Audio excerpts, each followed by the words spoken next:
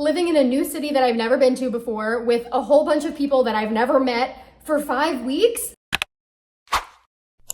Hey there, my name is Sarah and welcome to my channel. In case you're new here, I was a professional ballet dancer. I've gone to my fair share of summer intensives, dance programs, all the different things. So even though I don't dance nowadays, I have lots of stories to tell, and I love this YouTube channel because it gives me a platform to be able to share these stories, hopefully help someone else out in the process, and keeps me a little bit connected to the dance world, which I love. If you are new here and want to see more videos like this, make sure that you subscribe, and do me a favor, in the comments, leave me a suggestion for another video, because now that I don't dance anymore, sometimes I don't really know what you want to see. And so if you leave a comment, I'll make sure that I look through them and maybe use them for some future content ideas. So now that summer is almost here, which is absolutely crazy because it really does feel like we just started the year, but whatever. We are gearing up to summer intensive season. Now, I specifically am going to talk about my experience as a ballet dancer because that's what I know, that's what I went through. Oh, there is a fly in my apartment.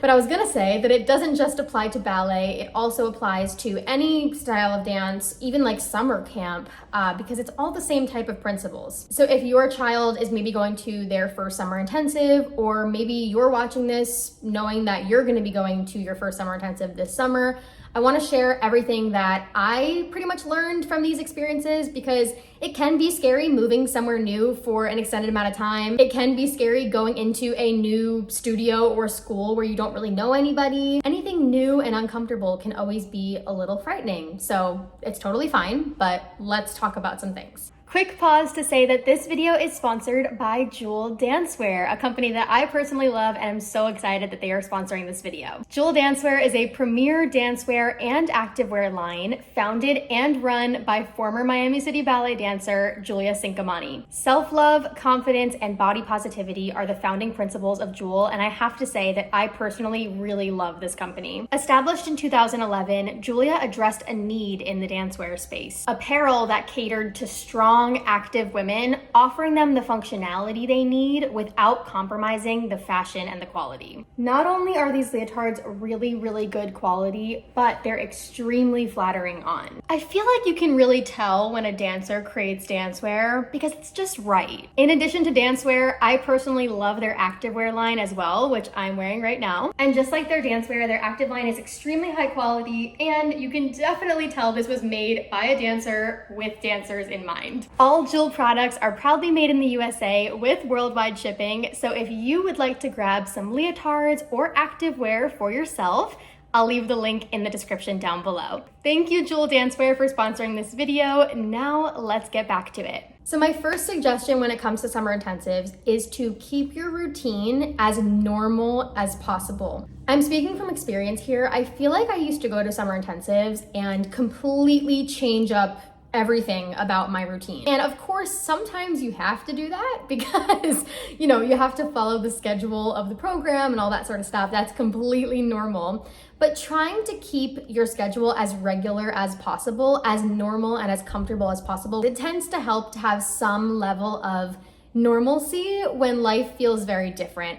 But then again, it's very fun. The whole summer experience is super fun, even when things are so different. So don't stress too much about it, but definitely try your best if you can to keep some little things that feel normal and comfortable. Number 2, decorate your room. Now this might seem silly to some, it might seem super obvious to others, but decorating your room is so helpful. I've always found for me that when I decorated my space and made it feel more like home, I felt more like home. So what I would always do is I would print out pictures. I used to print out little Polaroid pictures and I would put them on my wall of all my friends from home, of my family, so that I always had that little reminder that like, hey, here's the people that I love in my life, you know? And I could take little pictures at different activities and with my new friends, and I would add them to the wall as the summer went along, which is always really fun. When I would get to my dorm, my brand new empty dorm, I would usually talk to my roommate and I would say, hey, you know, I would love to like do this and that and the other thing, and you can kind of do it together, which is really fun.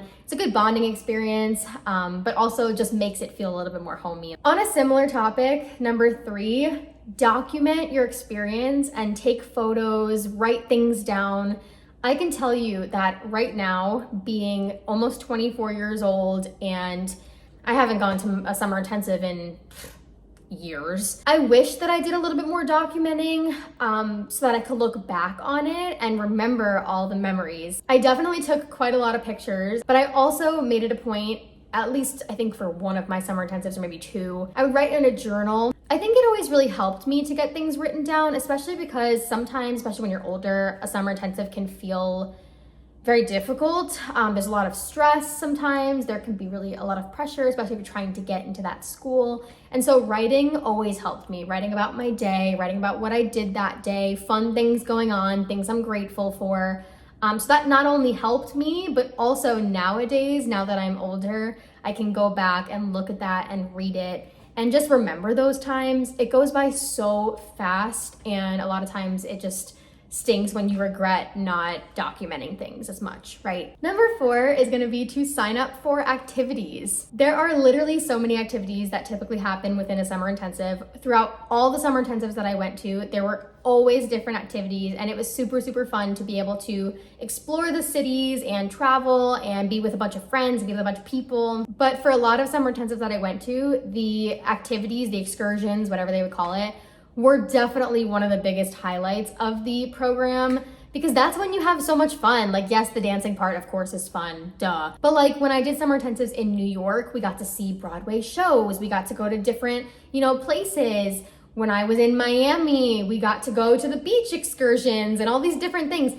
It made the experience so much fun, and so I highly recommend doing some activities like that. And if for whatever reason you can't do the activities or you don't want to do the planned activities, make your own activities, make your own fun. We did it all the time. If someone told me we're gonna go get pizza today, I'd be like, I'll be there. And my last suggestion that I want to give before I start losing my voice from talking so much is to stay in touch with the people that you meet from summer intensives. This one I hold so close to my heart because I can tell you that as a dancer who traveled a lot of places, I lived in, I think, 5 different states before I was 20 or something like that. The one thing that I really, really regret is not staying in touch with more people. And it sucks because it is really hard when you don't live near someone, when you live states away from someone. It's really, really easy to lose touch. I really do wish that I kept in touch with more people. The cool thing is that now that I am older and I have a lot of friends who I met from these summer programs, maybe 5, 6, oh my God, I don't even want to say 10 years ago because we're almost at 10 years anyways, now that I'm older and I've moved to different places and I've visited different places, typically it's fun because any place that I move, I know somebody just through the dance world, through these programs that I would go to. I usually know somebody. So like when I moved to Austin, I actually had a friend who was living here who I met at my first ever summer intensive at Miami City Ballet.